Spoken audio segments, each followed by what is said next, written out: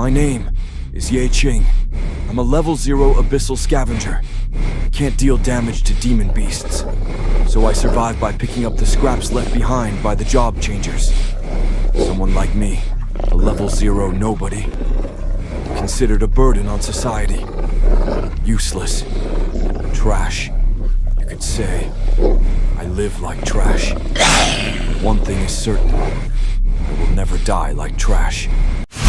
Ye Qing worked as a senior abyssal scavenger in the gloomy city of G, and every day he collected the remains of rewards from fierce battles with monsters. The management always threatened him with a harsh prison term for stealing valuable crystals, as one could cost as much as 50,000 yuan. But Ye Qing knew the strict rules well, and he had no intention of stealing anything, even at the risk of starvation. Only those who were stuck on level 0 became scavengers, and their lives were always hanging by a thread from mortal danger. The grueling work was paid a pittance, and Ye Qing had accumulated a huge debt of $500,000, so he had to work even harder. One day, a cunning colleague offered a dangerous job with a tempting salary of 3,000. And even knowing all the risks, the desperate Ye Qing agreed, despite the fact that death could await him on the mission. They were heading to the sinister trading center of Shanfan City, where a deadly Class A or B abyss lurked. The reward was fabulously high, but the danger was also mortally great, because it was necessary to take the equipment of the hunters who died in battle.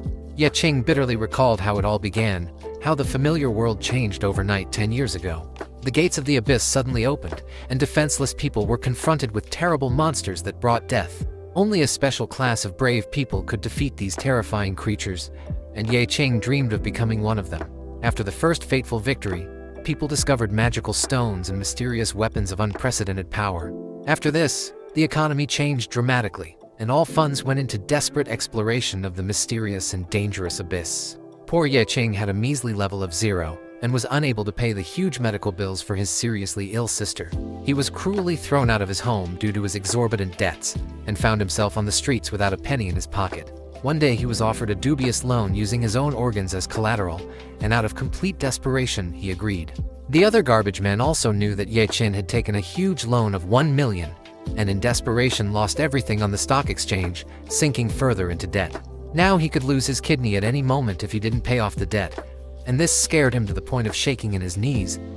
Besides, the medical bills of his sick sister were truly astronomical, and were growing every day like a snowball. Everyone around thought that the unfortunate Ye Qing would die long before he could collect the huge sum needed. Finally, they reached the desired ominous abyss, and at the entrance Ye Qing promised himself to earn money and return alive. He entered the abyss of Class B for the first time, and his heart began to beat faster with horror and anticipation. Suddenly, a whole bunch of bloodthirsty wolf spirits furiously attacked a squad of experienced hunters. The seasoned hunters easily dealt with the first attackers, but Ye Qing understood that this was only the beginning. During the last expedition, the abyss had already changed its appearance. The first floor had become 3 times wider and higher, terrifying the scavengers. But experienced hunters knew that changing their shape was natural for the abyss, and this did not surprise them much. Suddenly looking around, Ye Qing accidentally touched one of the irritated hunters, and the latter began to strangle him in rage and threaten him with cruel reprisals. Only because of his haste did the enraged hunter let go of the frightened boy, leaving bruises on his neck. Ye Qing bitterly realized that the cruel society did not respect weaklings like him at all, considering them a burden. But no one guessed that he already had enough experience to promote from level 0 to level 1. Suddenly, a huge demon beast appeared near the group of scavengers, and everyone ran away in cowardice, leaving the defenseless Ye Qing alone to be torn apart. The frightened boy noticed that the monstrous monster had critically low health, and a desperate plan formed in his head. There was some battered equipment lying nearby, a wooden shield and a flimsy level 1 stick, but there was no choice. Ye Qing decided to take advantage of this one chance and entered into an unequal battle with the terrible monster. Despite his weakness, he somehow miraculously landed a blow, but the monster's health did not change since his damage was 0. The other scavengers laughed maliciously at the reckless guy, not knowing that he was actually planning to deal with the dangerous monster. Ye Qing, like the others, knew very well that with his pitiful equipment, he would not be able to penetrate the thick skin of even the weakest monsters. But he had one advantage. He knew his unenviable position very well and was ready for anything. He decided to use all his strength to try to compensate for his natural weakness. Meanwhile, the experienced combat group easily dealt with the rest of the bloodthirsty spirit wolves. The cowardly garbage men had been hiding behind their broad backs all this time, trembling with fear. The greedy hunters took the most expensive and valuable items, and carelessly entrusted the rest of the trash to be collected by scavengers. Suddenly, they heard a loud growl from the surviving beast, and one of the hunters immediately went to deal with the unexpected problem. At this tense moment, a huge wolf suddenly pounced on the defenseless Yeching, and somehow managed to pierce its burning eye with a wooden stick, causing fatal damage to the beast. Suddenly, one of the astonished hunters appeared, amazed by the incredible victory of a guy with a pathetic 0 level. He mockingly warned that Yechin was still too weak and looked more like a desperate suicide. But the exhausted guy didn't care anymore. He did it for his cherished goal and wasn't going to back down. Once he reaches level 1, he can finally join the elite fighting group and change his miserable fate. To gain valuable experience, it was necessary to find wounded monsters and finish them off, risking their lives every second. After years of desperately risking his life, Yeching finally achieved his cherished goal after overcoming all difficulties. His exhausted body suddenly glowed with a bright light, marking the long-awaited transition to the next level. The arrogant hunter laughed contemptuously when he saw that the boy had only reached the maximum level of a scavenger. The chance to increase his level from 0 came once in a lifetime, but even in this case he was unlucky. He rudely ordered Yeching Yu to immediately clear out the dangerous area and return to his dirty work. After the arrogant hunter left, Yeching looked at himself sadly, not feeling much of a change, and not understanding whether the minimum level of a scavenger was really that insignificant and useless in this world. Suddenly, he noticed a strange flickering glow on the body of the defeated wolf monster, and suddenly the inscription appeared, "Recyclable waste, wolf spirit body." When he decided to send the huge body for processing, a terrible portal from the abyss suddenly opened. From there, the terrifying hands of a monster crawled out, instantly pulling the wolf's carcass into the portal. After finishing the processing, the tentacles suddenly handed him a shining skill card, Ghost Dash. In order to obtain this valuable skill, he was sorely lacking in agility, and Yechin, without thinking twice, decided to transfer all his meager points into agility, hoping for the best. Finally, he fulfilled all the conditions for obtaining the skill, and with bated breath received the coveted card. His exhausted body suddenly began to glow with a bright green light, but outwardly nothing about the hero changed. At that moment, the impatient hunters called out to him loudly, and he instinctively tried to run towards them. But his speed unexpectedly turned out to be truly lightning fast, and he crashed into the barrier at full speed. The stunned Yeching had no idea how to control his new skill, but as the skill slowly recharged, he was forced to return to his usual dirty work. Instead of the slain corpses of monsters, he now saw piles of material everywhere that he could recycle. Yeching was surprised to admit that being an abyssal scavenger wasn't as bad of a job as he had previously thought. After processing all the corpses he found, he suddenly noticed a strange pattern in the acquisition of skills. After the first successful processing, he unexpectedly received a powerful ghost rush. But since then, new abilities mysteriously did not appear, and the number of points became less and less. So he assumed that in order to obtain a new ability, it was necessary to process the corpse of another type of monster. Yeching barely managed to reach 111 precious points and didn't know which vital skill to level up. After much deliberation, he decided to distribute points evenly among the various useful indicators. As a result, all of his basic skills received 20 points, making him a more versatile fighter. Meanwhile, the fearless hunters continued to fight fiercely with the remaining bloodthirsty wolves, and they only had 2 more fierce opponents left to defeat on this floor of the abyss. After a quick victory, they discussed in surprise why the pathetic garbage man remained in his worthless profession after reaching level 1. Most of the hidden jobs were completely useless and did not give any advantages in this cruel world, and the first level of a scavenger was still equal to a pathetic level 0, giving no special powers. But the busy hunters had no time to think about this for long, and they hastily set off to clear the remaining floors of the abyss. Finally, they met their main goal of this dangerous expedition and froze in horror, because in front of them lay the remains of the legendary captain of the elite hunting group, Falcon. He had turned into such a monstrously huge monster that he barely fit on this gigantic floor of the abyss. The strange thing was that the captain's mutilated corpse looked as if it had lain in the abyss for 10 whole years, although only 48 hours had passed.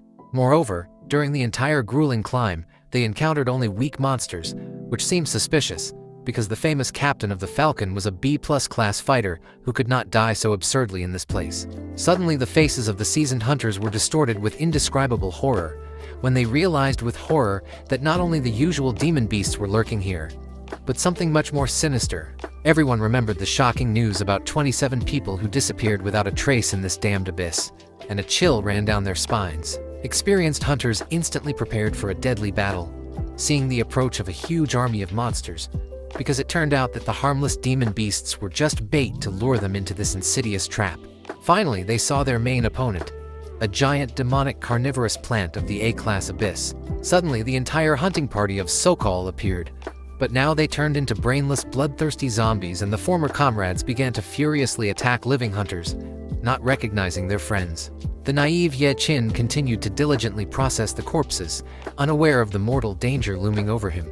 He received a modest achievement for processing 50 corpses, and the reward for his hard work was a very ordinary dagger, which left Ye Qing a little disappointed.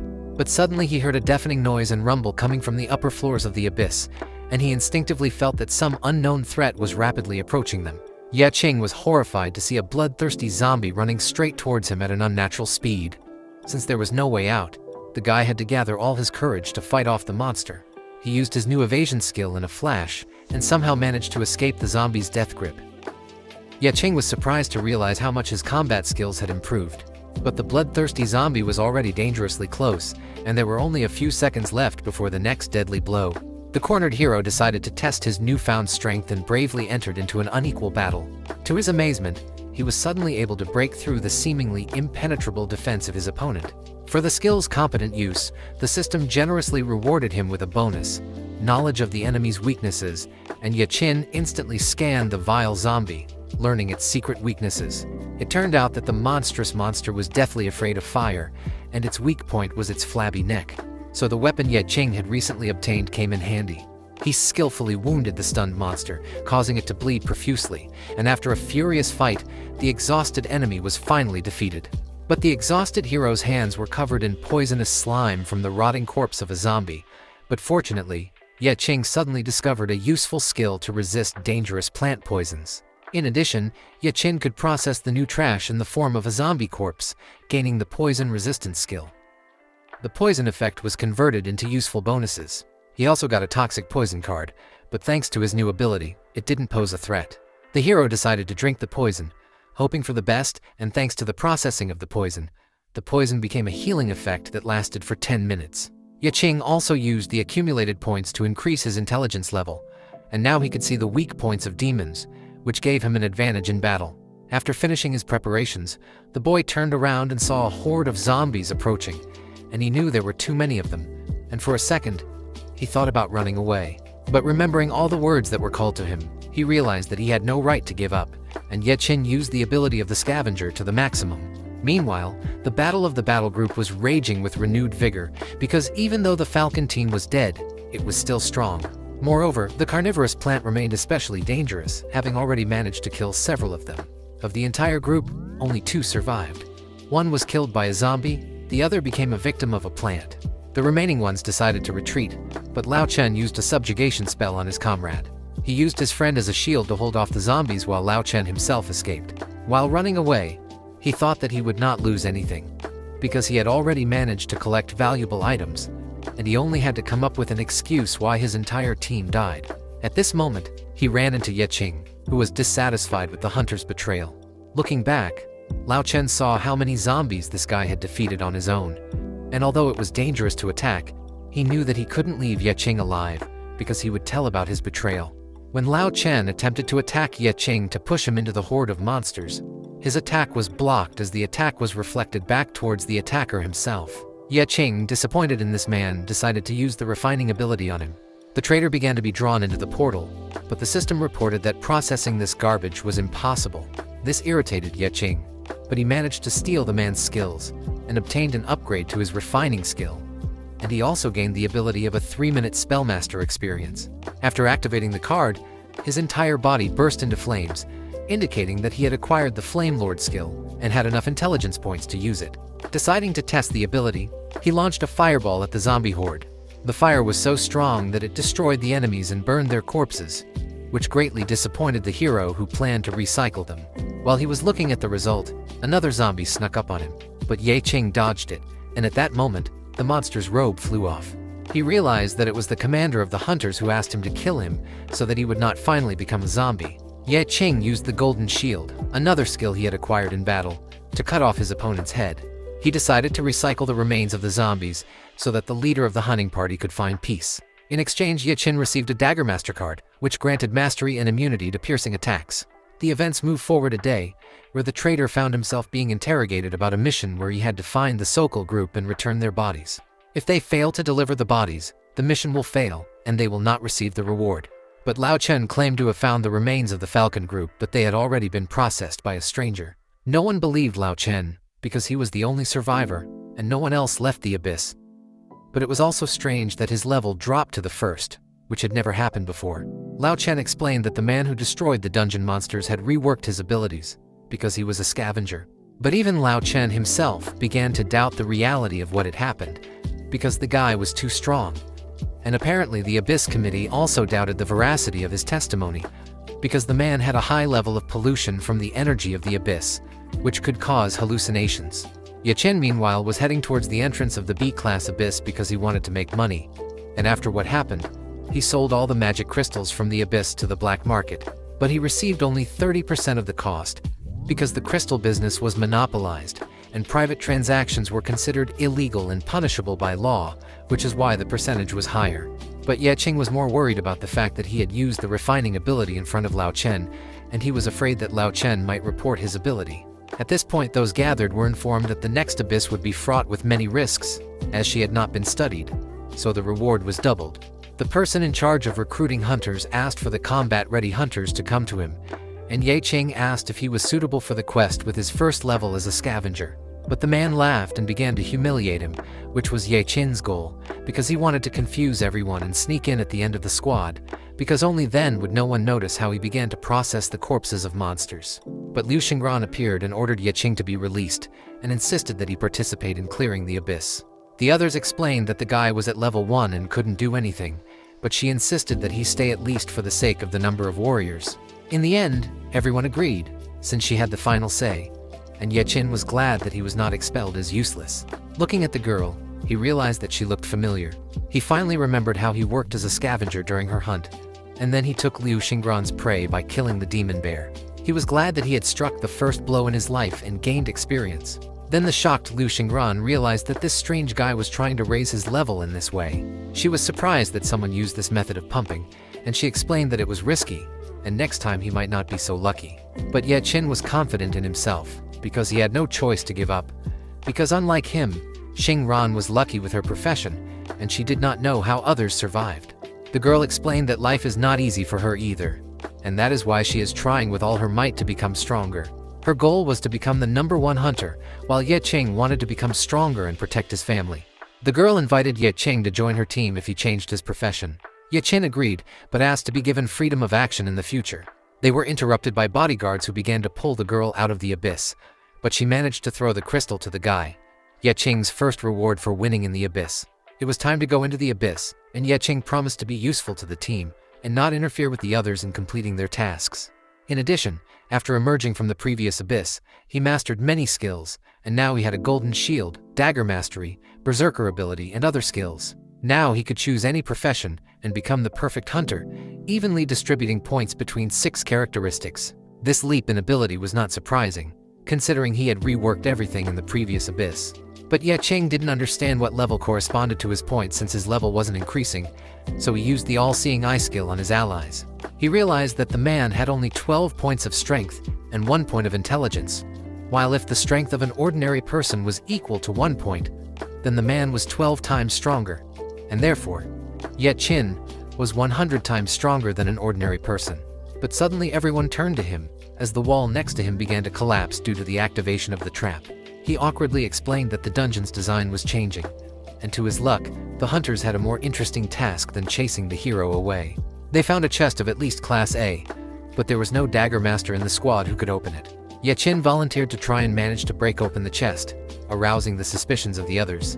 He explained that as a scavenger he often found locked chests, which he was obliged to open. The hunters were surprised but wanted to move on to the next room of the abyss. But Ye Qin sensed something. He stopped the hunters and threw a stone, after which the walls began to move and the trap was triggered. Then the attention of the surroundings focused on Ye Qin again, but he explained that he had learned to detect traps while working. But even though everyone had defeated his abilities, he was still given a weak reward, a broken mace, and Ye Qing realized that everyone still considered him useless. Moving on, they found another reward, a stone tablet. Moreover, since this was the only reward, the hunters already wanted to go home. But the blood test began. Blood flowed from the cup, from which monsters were created. Ye Qin prepared to fight, but realizing that he couldn't reveal his strength, he put on a weakness ring that reduced his stats. When he first received this ring, it seemed useless, but now it has come in very handy.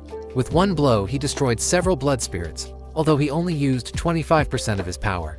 Liu Xingran, watching him, became interested in the guy, but was forced to enter into a fight herself.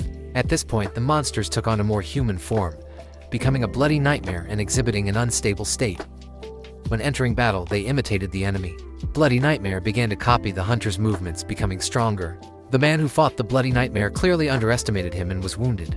The monster was already raising its claw for a fatal blow, but Liu Xingran arrived in time and froze the beast, after which she scolded the hunter for his helplessness. Ye Qin, realizing that there was no time to waste, prepared a fire ability that could hit many monsters at once.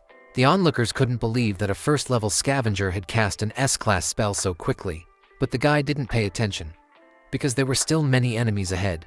So Ye Qing activated the Berserker state, receiving multiple enhancements. Even though he killed the opponents, they gathered into a huge monster called the King-level Bloody Nightmare. This monster was too strong for a B-class abyss, and looking at it, Ye Qing couldn't figure out who this monster was imitating.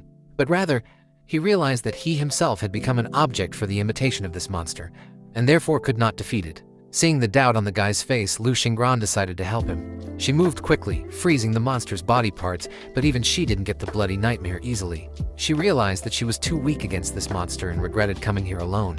When she was preparing to go into the abyss, she was told about the unstable energy of the abyss, but she agreed to go in order to conquer the highest level of the tower in the future. Her progress was far from the level of her older sisters and brothers, so she decided to go into this abyss to prove her strength. If she fails to deal with her current opponents, she will be unworthy of her family name and the title of God's chosen profession. Finally, Liu Xingran decided to use the Frost Flag skill, giving herself a speed bonus. Ice couldn't kill the monster, but it managed to delay it long enough for her to attack. Watching this fight, Ye Qing became curious. Who would be stronger, the C-class God's chosen job or the King-level Bloody Nightmare? When Liu Xingran finished her attack, she realized with horror that it was all in vain. The monster remained unharmed. The girl was overcome with rage, because despite being a C-class, her strength could not compare to her brothers and sisters, which is why she was constantly subjected to ridicule and criticism. The older relatives did not believe that someone like her could be their sister. Liu Xingran was passionate about becoming stronger, even if she had to start from the very bottom and the easy abysses. She was willing to challenge herself to overcome great difficulties and ordered no one to interfere with her fight.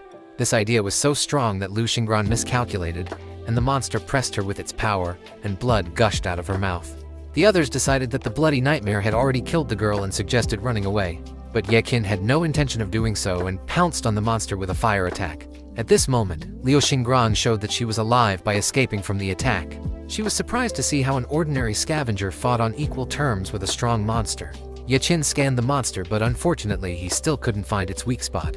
He understood that if he didn't kill the Bloody Nightmare now, it would become even stronger, completely immune to freezing, slowing down, and stopping. There was no point in holding back any longer, and Ye Qing activated all the characteristics at full power, angering the monster and starting to run away, leading it away from the other hunters. Everyone watched his fight, amazed at the strength of an ordinary scavenger.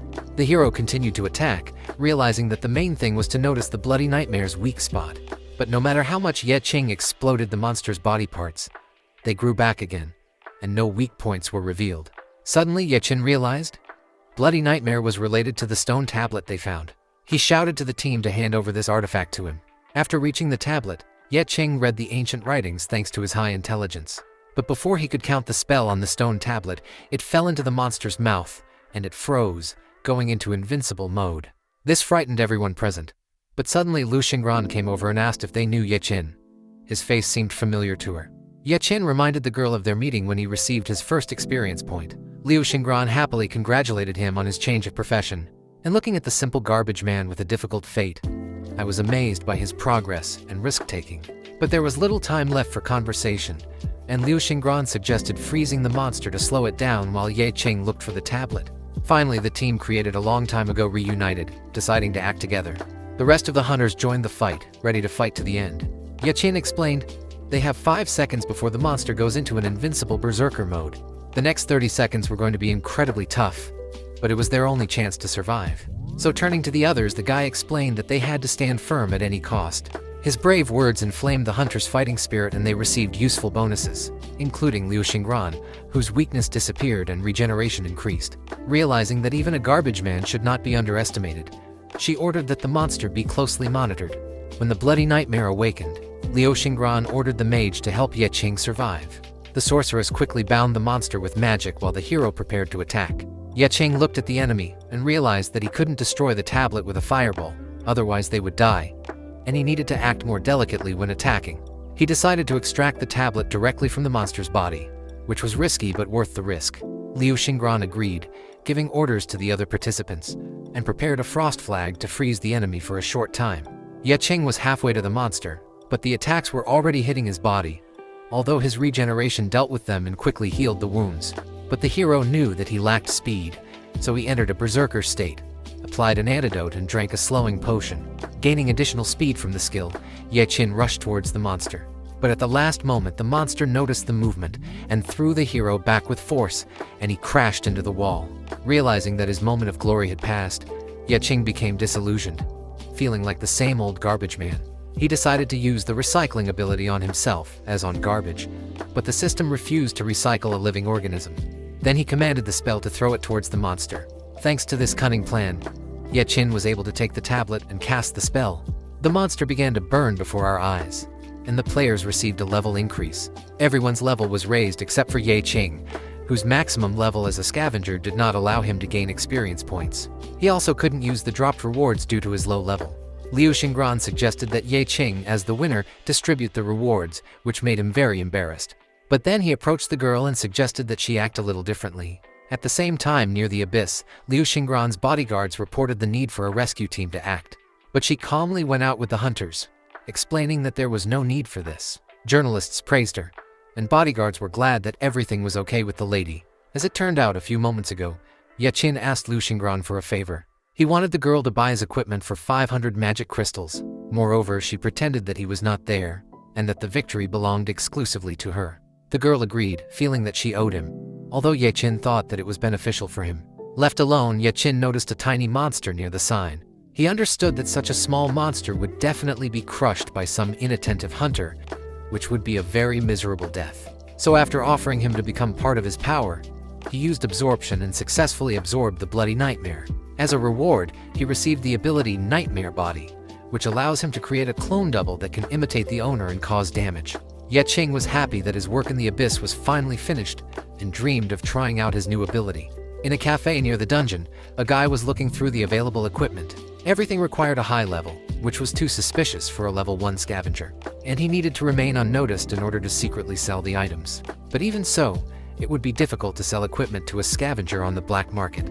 Unexpectedly, Yeqing inadvertently reworked one of the new weapons and received 1 standard point in return.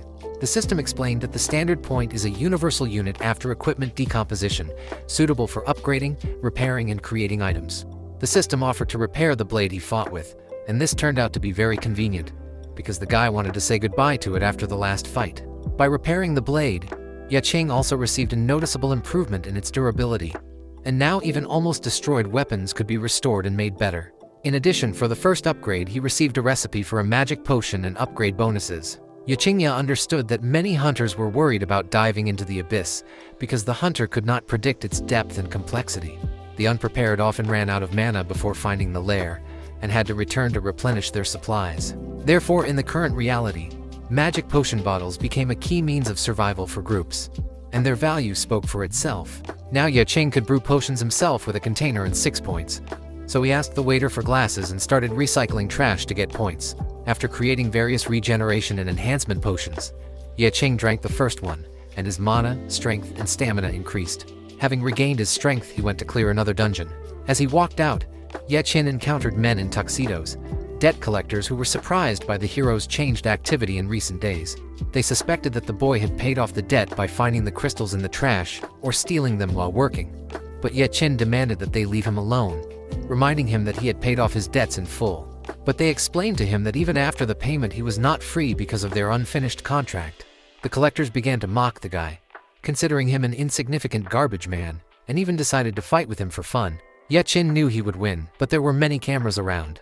According to the rules, the use of abilities outside the abyss was prohibited to everyone except law enforcement and special personnel. Ye Chin was looking for the blind spot of the cameras to use his skills, but a man suddenly appeared, startling the collectors.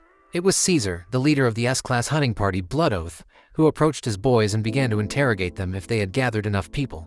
They were only one person short, so Caesar decided to hire Ye Chin, which shocked the boy. He explained to the guy that at this time in the abyss, all the monsters would be in a state of rage. The monsters will be fought by a prepared combat group, so the level of the newbie is not important, as he is used as bait. Caesar added that rare monsters will also appear in the abyss, and the rewards for killing them will be doubled, including magic crystals. Ye Ching had no reason to refuse and voluntarily agreed to go with them.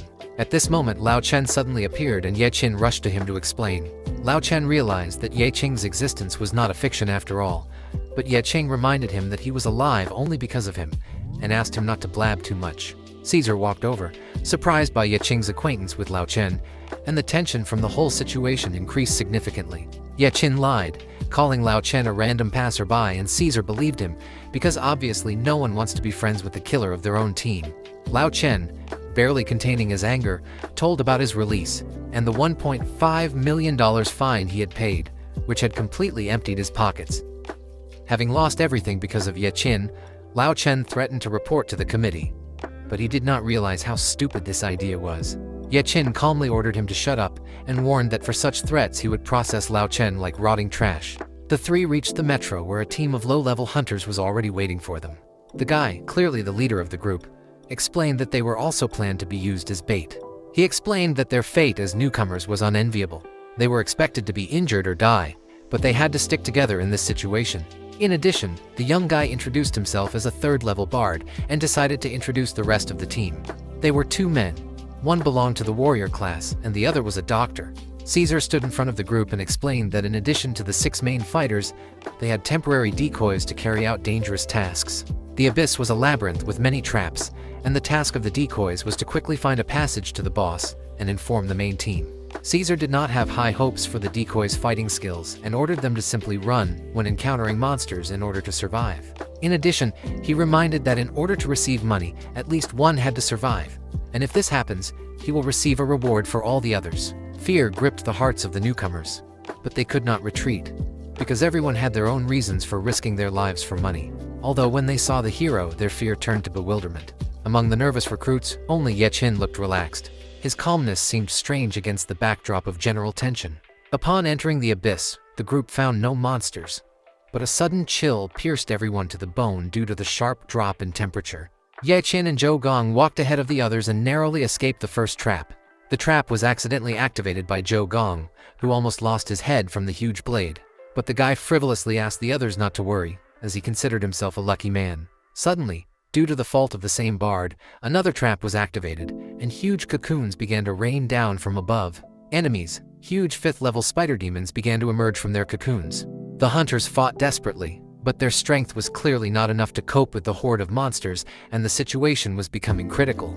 The only one who remained calm was Ye Chin, who even after being bitten by the demon spider, did not receive any damage.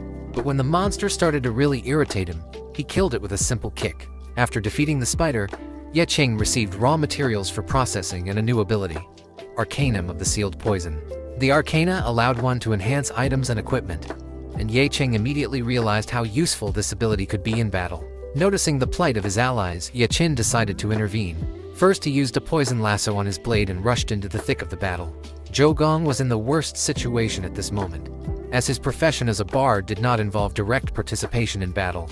In an attempt to help his allies, Zhou Gong sang to give the others a buff. But instead of strengthening his allies, his song made the spider demons even stronger, and he was forced to flee.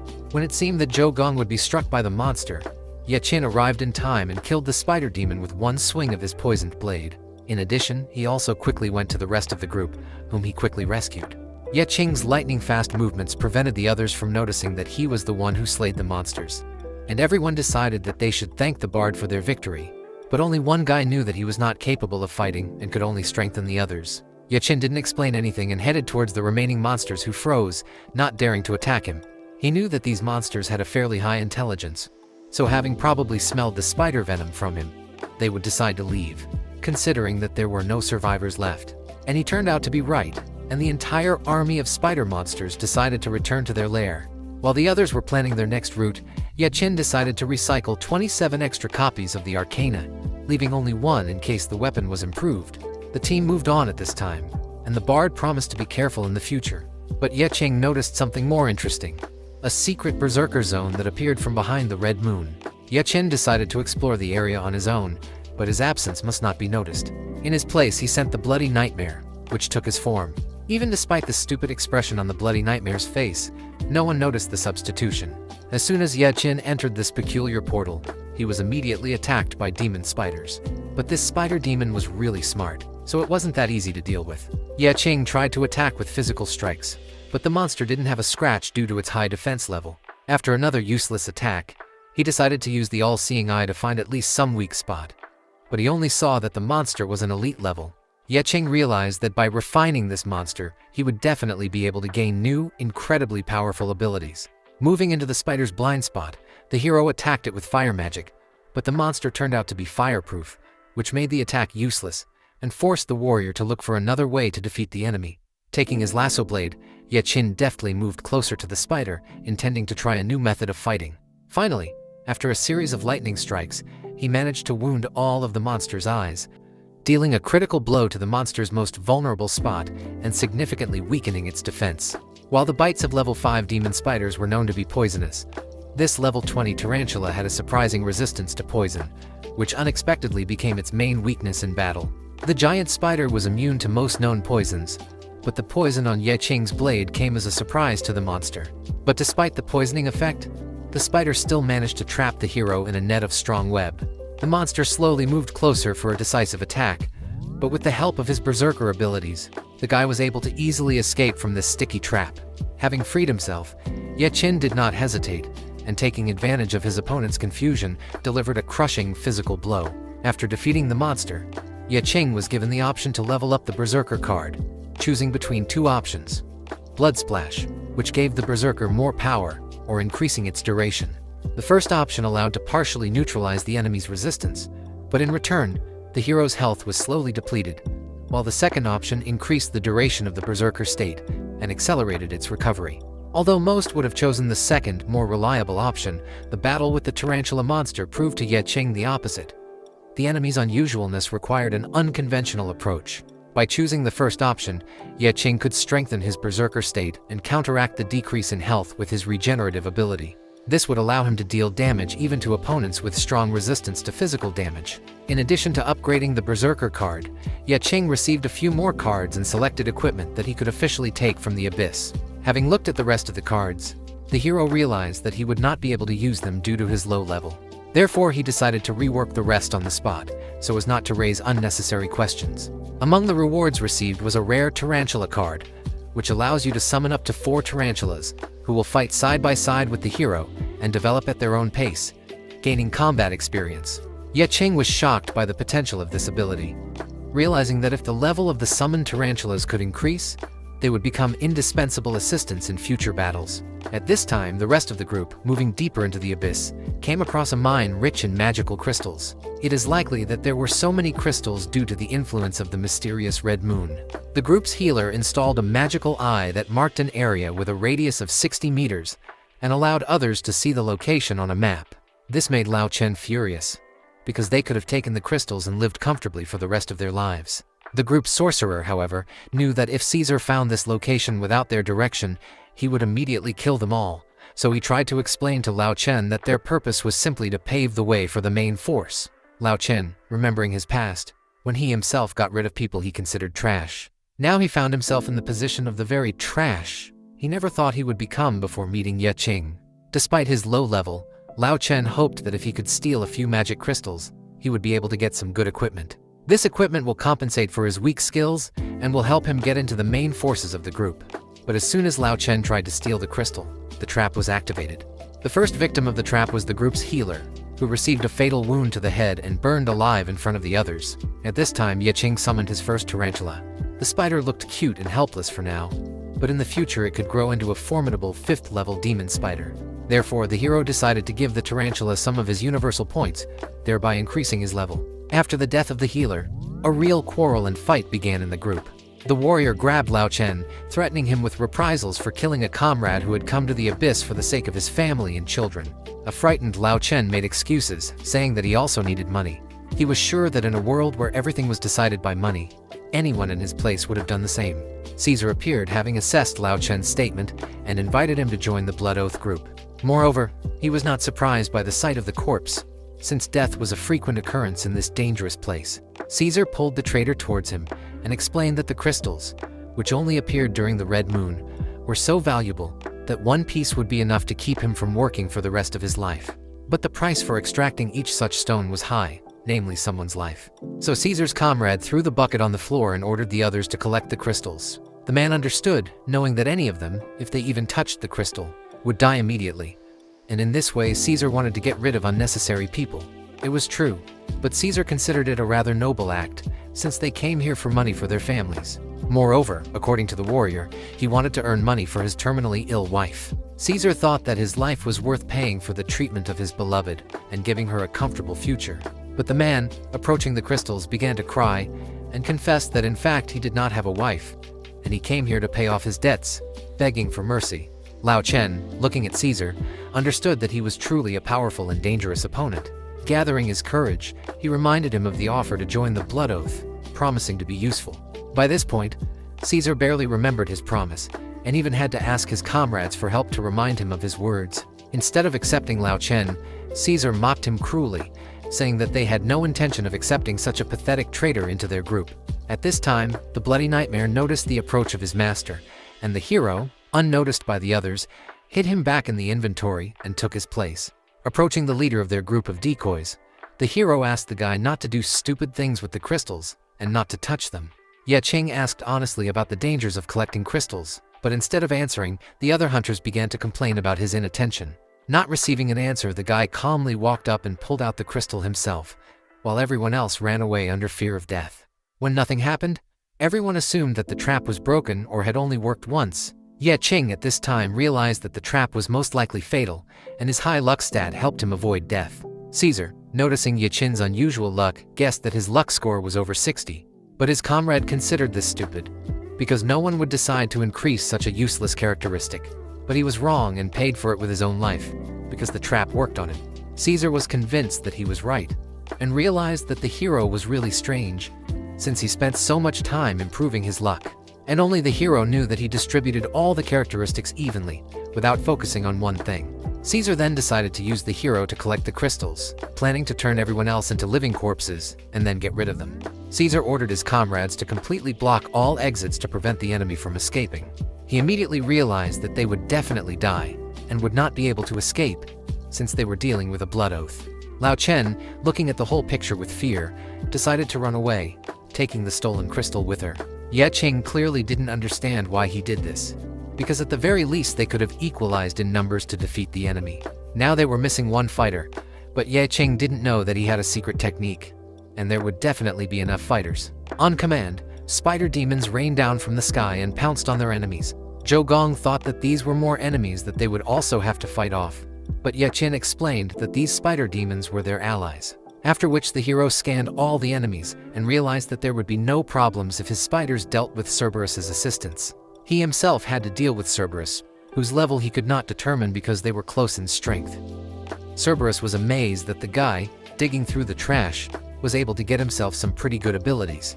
Ye Qin clearly didn't pay attention to the provocations, thinking about what he should do if he had to confront this guy directly. Cerberus, believing himself to be the winner, gave the order to kill everyone so that he could collect all the crystals. At this moment, Ye Qin realized that their plans had changed abruptly, so he asked the others to escape.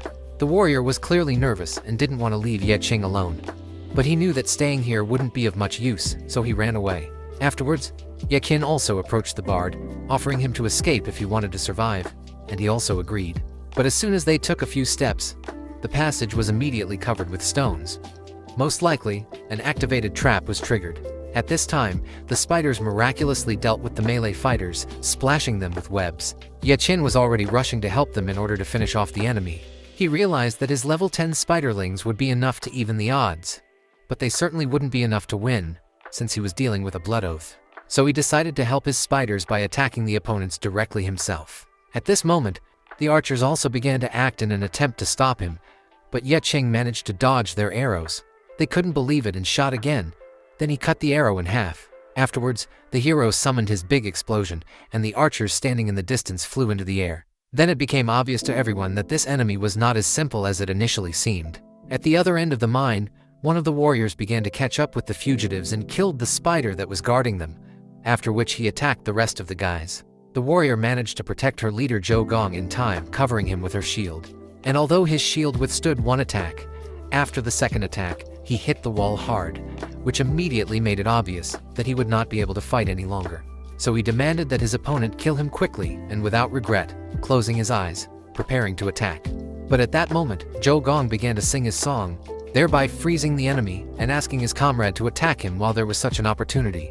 But it turned out that Zhou Gong had poor control over her abilities, which is why she froze not only the fighter, but also her friend. Looking at the scene in the distance, Yeching had absolutely no idea what they were doing, and why they hadn't escaped yet. At this moment, another enemy appeared in front of him, who was clearly quite strong, and explained to Yeching that sooner or later he would run out of mana. It was true, since summoning magic did consume a lot of energy, and he had summoned clones earlier, causing his mana to be almost completely depleted. The spiders continued to waste mana, but he had a remedy, so he took out his magic potion from his inventory. With this potion, he began to raise his mana level, and the magician did not understand what he was doing now, because he was not used to such an appearance of potions. So he began to summon corpses, since he was a C-class necromancer, and his corpses could fight endlessly until his mana ran out. This clearly interested the guy, but even this was not a problem for him, given the ability to absorb. So he ordered his abilities to recycle these dead bodies. After the necromancer was left without a weapon, Yeching was able to directly attack him and disable him. By this time, Caesar had dealt with one of the spiders that had attacked him and had come to appreciate Yichin's abilities and realized that it was not in vain that he had paid attention to him near that stall. Yeching would be happy if it didn't come to a battle now, and they could calmly receive their payment and go home. But he understood that this would not work with Caesar, because they were paying for other people's human lives, and they were also using people as cannon fodder, which was morally unacceptable, and he could not forgive it. Caesar believed that, despite the fact that the guy had potential, he did not stop being cannon fodder, because in this world, whoever was strong had power. But he was distracted by the plaintive cry of someone who could not kill the frozen enemy and asked for help. This was because Zhou Gong could strengthen his allies, but he himself was unable to kill even a weak monster, let alone a human. At this time, Caesar explained to Yechin that they would not be able to get out of here alive in any case, because either Caesar's team would be destroyed, or Yechin would die with the others. Yechin only laughed at these words because he knew that everyone had the right to enter the abyss and come out alive, and he was ready to prove it. Caesar thought he was naive, so without thinking twice, he began to attack, and the guy managed to block this attack. Even so, he acknowledged how powerful the blow had been. He had never met a man stronger than Caesar before. Before Yeching could even rest, the hunter pounced on him to finish the battle with a final blow, but the hero quickly managed to escape. Zhou Gong was in even more trouble at this time, as the enemy began to move again and attacked without sparing any effort. This time, he was also saved by a fighter. Exposing himself to attack and bleeding, he asked Zhou Gong to do at least something, because he was chosen as their leader, which meant he was strong enough. But Zhou Gong explained that he actually thought that if he became the leader, he wouldn't have to kill monsters. Falling to his knees, he began to beg for mercy and ask not to be killed. He began to remember his past in the previous team, from where he was kicked out because he could not fight the same monsters that the others could fight. And even when it came to empowering others, he couldn't pick the right target, and he ended up all alone, abandoned on the street. That's where Caesar found him and invited him to help him with a job. At this moment, the battle between Caesar and Yeching was clearly heating up, and the hunter was clearly winning using a secret martial arts technique that inflicts continuous physical damage to the point of impact. And if Yechin tried to use magic, this wound would only get worse, and he would quickly die. This skill could cripple even the most powerful mage, eating away at his body. So Caesar was amazed at how the hero was amazed at how confidently he still stood on his feet, running away. The hero did not understand what was happening to Caesar, and why, despite using the skill, he did not lose blood at all. While thinking, the guy suddenly remembered the skills he had received related to blood. During one of Ye Qing's attacks, he was thrown straight towards Zhou Gong, and he explained that the boy was foolishly hoping that he would be shown mercy just because he was weak. The hero himself once dreamed of mercy like no one else, because he was disappointed by his weakness from the very beginning. He was also weak and not capable of much, but he did not give up because he was not afraid of his weakness. The only thing you really need to be afraid of is your own cowardice. You need to be afraid of losing heart. But Ye Qin was always confident that he would achieve more, and he did. And when he gathered all his will into a fist and took the first step, he knew that all his life he had been preparing to become king. Zhou Gong was inspired by these words because he understood that compared to enduring ridicule, it was better to simply disguise himself and run away. But he knew for sure that he didn't want to live his whole life so miserably. He wanted to become stronger. But even so, it was obvious that he, with his 3rd level, would not be able to defeat someone with a 17th level. But he didn't seem to be in the mood for a fight. So he threw his weapon away and began to compose poetry as he went. He finally found the best enhancement he had ever had. And with this enhancement, he strengthened Ye Qing himself, thereby increasing his defense, speed, and resistance by 15%. At this time, Ye Qin himself threw a bloody nightmare at the enemy, and the nightmare immediately managed to bind the enemy in its cocoon and began to strangle him. At this time, Ye Qin also activated the berserk state of blood splash, thus making him equal in physical strength to the enemy. And finally, he really became able to attack Cerberus even with an ordinary dagger. Cerberus was clearly at a loss, as he didn't know that Ye Qing could pass through any armor with the blood splash ability. But using the skills still required a lot of energy, so Ye Qing knew that he had to end this fight as soon as possible. Cerberus was also interested in how this fight would end, because someone who spent 20 years practicing clearly couldn't lose to some pathetic garbage man.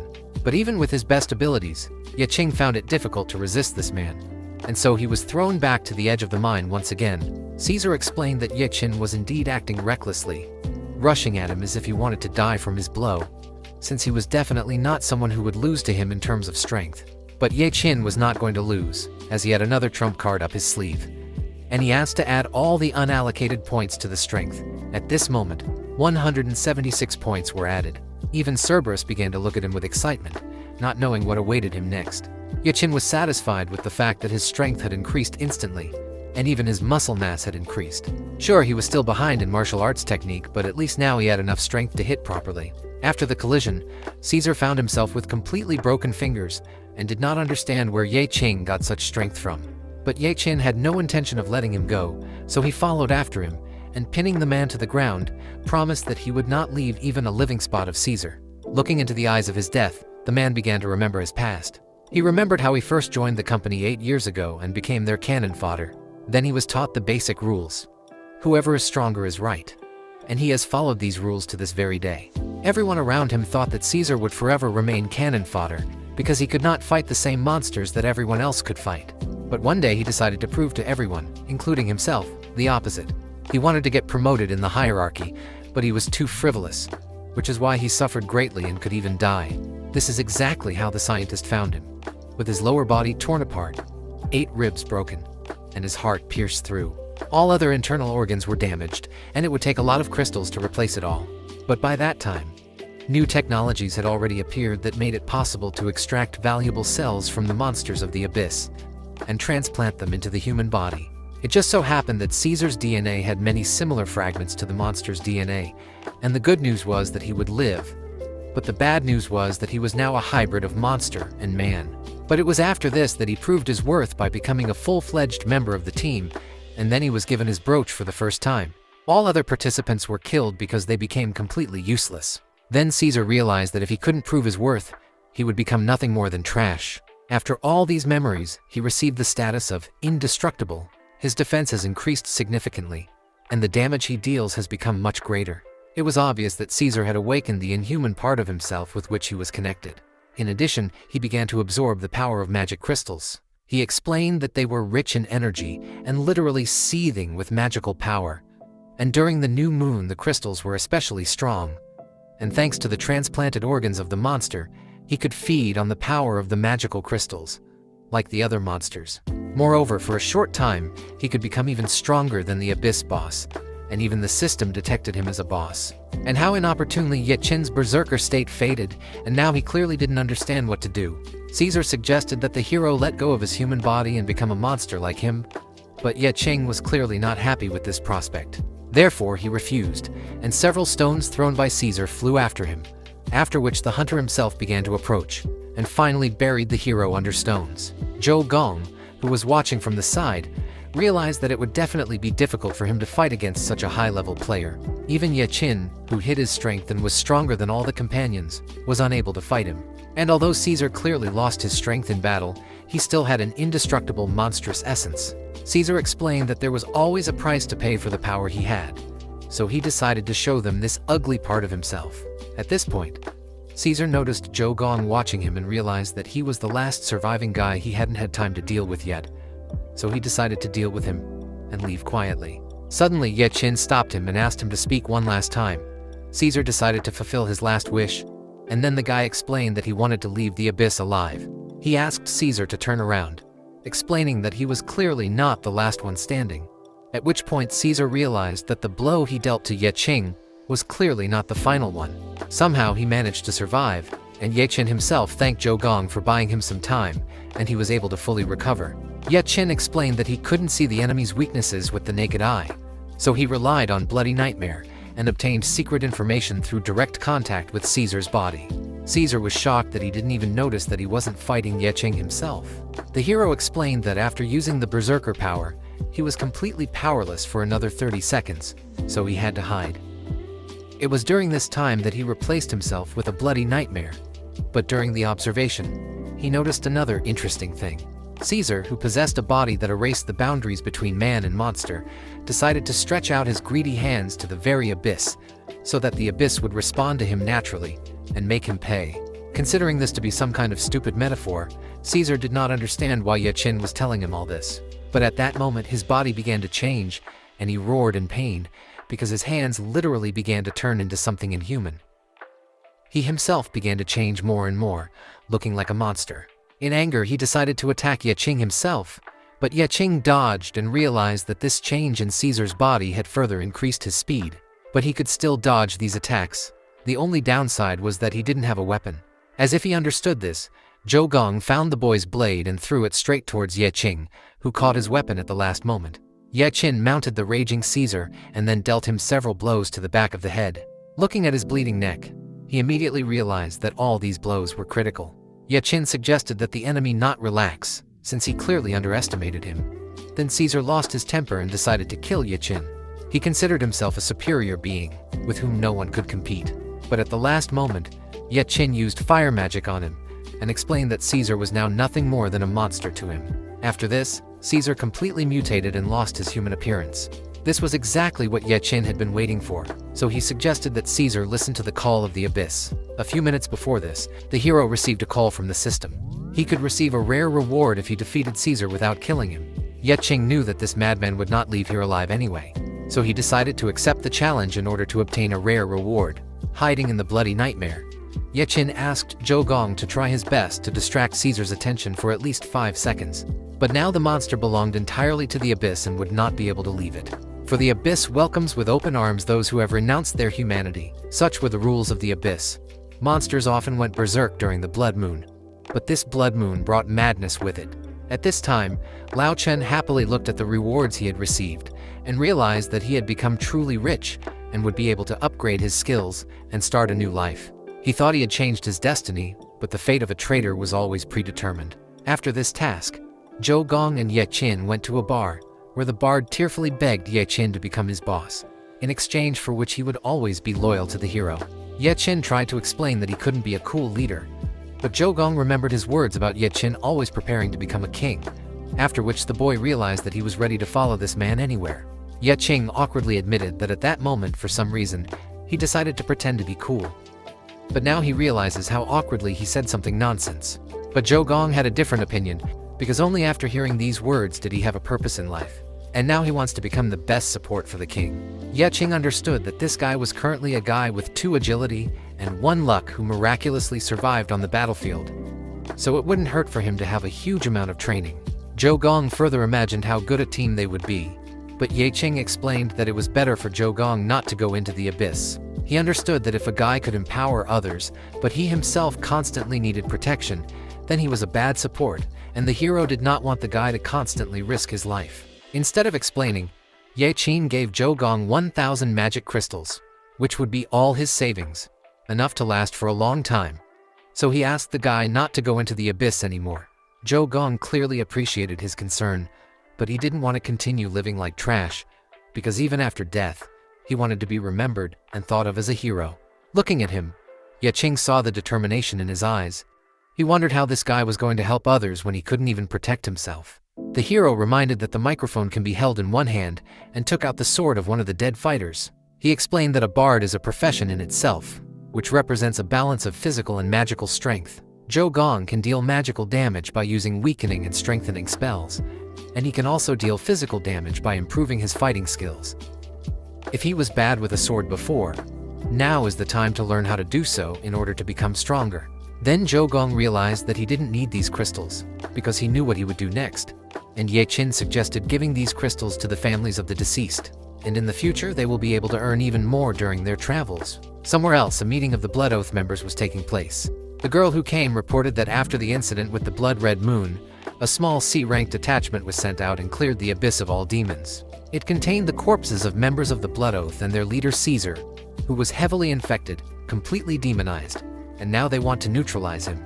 In addition, the bodies of several strangers were found, including one of their acquaintances. This acquaintance was Lao Chen, who was recently hailed as the team killer in another abyss invasion incident. He was wearing top-notch equipment, so they assumed that he had a battle with Caesar's monster. The Blood Oath leader and the others realized that Caesar was nothing more than a useless dog who had failed to prove his worth, and decided to end the conversation. At the same time, somewhere in a state hospital, there was a man who was sobbing hysterically in a ward, apologizing to his daughter, after which he took out the key and, looking at it, realized that he had no other choice. At that moment, the key was activated and suddenly the sky was filled with purple light. Then this purple light rushed further and demons appeared from it, who began to destroy the surrounding areas of the cities. A portal to the abyss itself opened in this hospital, so people urgently started calling the police and hunters. At the same time, the hero had a dream where monsters burst out of the abyss and he, Little, with his sister tried to escape. But no matter how hard they ran, the monster's attack eventually caught up with them, and the boy was unable to hold on to his sister. The girl, crying, fell into the monster's open mouth. At this moment, Ye Qin woke up from his own heart-rending scream. He was angry that he was dreaming the same dream again. Looking at the calendar, he realized that it was time for him to get ready, and he went into a flower shop, where he asked them to pick him a bouquet of flowers. A familiar florist immediately understood that the guy was going to visit his sister, and the girl was sincerely glad that the girl had such a reliable and caring older brother. While the bouquet was being assembled, the hero decided to help the girl sort out the heavy bouquets of flowers, after which Ye Qin took the flowers and was about to go to his sister, but at that moment he heard some strange sound. He soon realized that these were all patrol cars and ambulances rushing towards the hospital where his sister was lying, so he rushed in the right direction. At this moment, the opened abyss was completely cordoned off by the police. But Ye Qing didn't care at all that he was forbidden to go inside, and he silently walked past the police and was swallowed up by the abyss. As he entered, Ye Qin promised his sister Xiaoju that he would not be late this time and would definitely help her. The gate created another space inside the hospital, much larger than the entire building, just like last time. The job change squad team should have been here before Ye Qing arrived. As evidence of this, he noticed some kind of potion at his feet. It was clearly inaccessible to ordinary shift workers, which meant that the people who came were not so simple. Deciding to play it safe, he filled the potion bottle with his own regeneration potion, which instantly restored 85% of magical energy and eliminated the feeling of fatigue. Since he was going here alone to look for his sister, the expenditure of magical energy would be huge, and he needed to prepare for everything. After wandering around the area, he realized that there was a fork in the road, and once he chose his path, he would no longer be able to go back.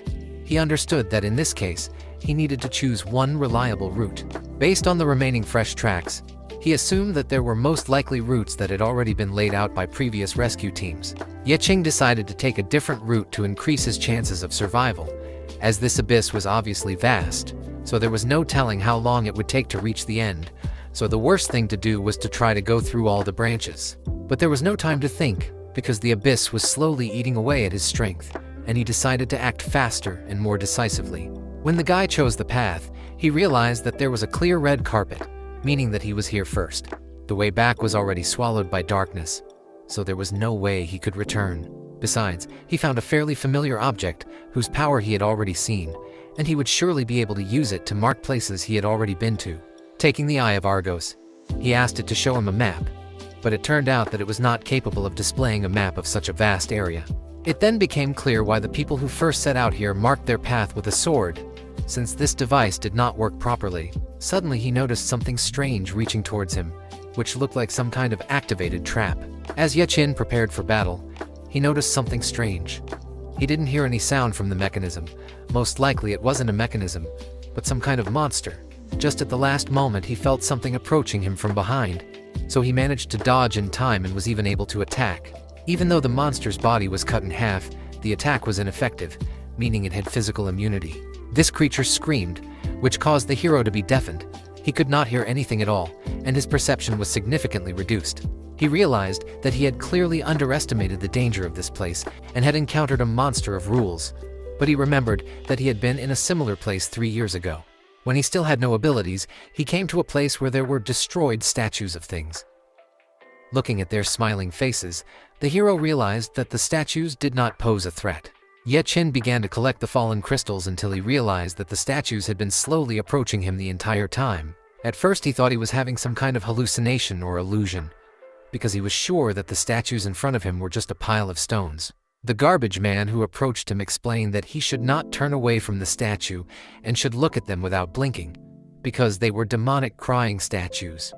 Demonic crying statues are C-class creatures that usually do not attack, but act differently. As soon as a person makes eye contact with them, they freeze. Turning into statues, they focus on a person, but if you look away, they will pounce with super speed and kill him. So now they had to back away slowly and not blink until they were out of the room. But to his horror, at the most crucial moment, Yechin stumbled, causing him to lose visual contact with the statues, and they began to approach at lightning speed. He was lucky that another garbage man noticed this in time and managed to lower the stone doors at the last moment, thereby locking them inside. Yechin was clearly very lucky this time, but his comrade advised him to be more careful next time, as normal attacks were completely useless against such monsters. And although they, like scavengers, were inexperienced in battles, it was important for them to know the characteristics of demons in order to be able to escape from them. Yechin remembered that if he had been able to deal with the monsters of the rules back then, he had a better chance now, so he decided to use the Big Bang attack. But instead of striking, he realized that he had instead begun to burn his own hand. Apparently in this place even fire could not be controlled. While he was busy with his hand, the monster had already prepared for an attack that Yechin hadn't noticed. But at the last moment he was saved by a dash from the spiritual wolf. This dash helped him avoid the blow, but Yechin understood that he didn't have much time left for this fight, since he had been in the abyss for a long time, and he still didn't know where to go. He had been in this room for too long, and had already realized that his opponent was physically invulnerable. His attacks were mainly aimed at one type of damage. After a few more blows, Yechin remembered that this opponent could be dodged and at least avoided. He finally noticed a pattern. The monster only materialized after its attacks. Before swinging the sickle, it lost its defense against physical attacks. Moreover, this was its weakness, so he was able to defeat the monster by waiting for the right moment. But instead of dissolving, the monster only took on another, more powerful form. However, if before Yechin only had hearing problems, now he also had very poor vision due to the scattered veil. He didn't know what to do and even wanted to call a clone in order to save himself. But if he uses a clone now, it will take 30 seconds to recharge, and the remaining magic power will not be enough for the monster. During the time of his thoughts, the monster even managed to attack, but Yechin dodged it in time, although he received a slight injury. After thinking for a bit, he decided to try activating another skill: super regeneration of a carnivorous plant. In this way he healed his wounds and also restored his hearing. Yechin realized that this monster was clearly afraid of light. Therefore, even the weakest light would not allow it to get close, so Yechin summoned his fire, which clearly made the monster laugh. The monster was not affected by such attacks, but instead of attacking the enemy, Yechin lit a fire around himself, and thanks to the light that illuminated everything around him, he was now able to see what was around him, after which he rushed at full speed towards the monster, and the monster was afraid of the flame, because his true power is darkness, which could frighten many. But the monster didn't know that Yechin didn't need to cast a spell to do this. He himself became fire, after which he rushed at the monster and used a large explosion. Even though he himself suffered from his attack, the monster was completely defeated. At the end of the battle, his hand was so badly burned that he could no longer hold a weapon or cast spells. His health dropped below 10%, so he decided to wait and regenerate his health. At this time, the converter, even without the master's command, began to devour the body of this monster. But when Ye Qing noticed it, it was already too late. He was given the artifact Soul Reaper, which summons a demonic spirit with a scythe, dealing 5 times more base damage. If any target dies from this skill, the owner immediately activates the effect Reap of Despair, restoring 5% of health and mana. This card was quite useful, and it was the first time Ye Qing had seen an artifact card that was soulbound. Soul Scythe seems to be able to convert kills into health and mana points. If used in a battle with a large number of enemies, they will not have a chance. However, if the enemy is not immediately defeated, he will receive the same amount of damage in return or even die, so this card must be used wisely. Just at this point, when he had studied everything, the passage was unblocked, so the hero went on to the next test. At that moment, Xiaoju woke up in a room where the monster was gutting the rest of the people. She knew it was her turn next, so she took the bottle and threw it into the far corner to distract the monster, and he went towards the noise. Everything worked as she planned, but at the moment when she was supposed to get out and quietly leave, she fell loudly and hit her head hard. The monster didn't seem to notice this, so she wanted to grab her stuffed animal to leave, but it was too late. The monster approached her and opened its mouth as a threat. At the moment when it seemed that the girl could no longer be saved, an unknown hunter crept up from behind and cut off the monster's hand. It was a warrior with a 2-handed sword named Wu Ming, and after saving the girl, the man was about to leave indifferently. But the girl grabbed his leg and asked him to help her get out of there. The man was not against taking the girl with him, and he promised that he would accompany her if she was near him, but he would not protect her. But he did not even know that she could not walk. 7 years ago, after the Abyss incident, the doctor told Ye Qingyu that his sister's spinal nerves were severely damaged. Because of this, Xiaoju would never be able to walk like before again, and it would be a miracle if she regained the feeling in even her upper body. Ye Qing couldn't accept the fact that his sister would never be able to walk, but the doctor knew that, theoretically, even with such an injury, she might have a chance. The doctor explained that he could not say anything for sure, since science was no longer useful here, but he knew of a case where blind people regained their sight in the Abyss. After all, the Abyss can cure diseases that are incurable in reality. This mysterious power does not correspond to known scientific theories, but if Xiaoju's disability was caused by the monster from the Abyss, then the cure can happen there. Little Ye Qin realized that if there is a cure for this disease in the Abyss, then he can cure his sister by going there. But the doctor warned that only those who change professions can enter the Abyss, and if he doesn't go there now, he will definitely die. So the doctor suggested that the boy think about something more real. Now she had to stay in the hospital, but she would need at least 8,000 yuan a day for that.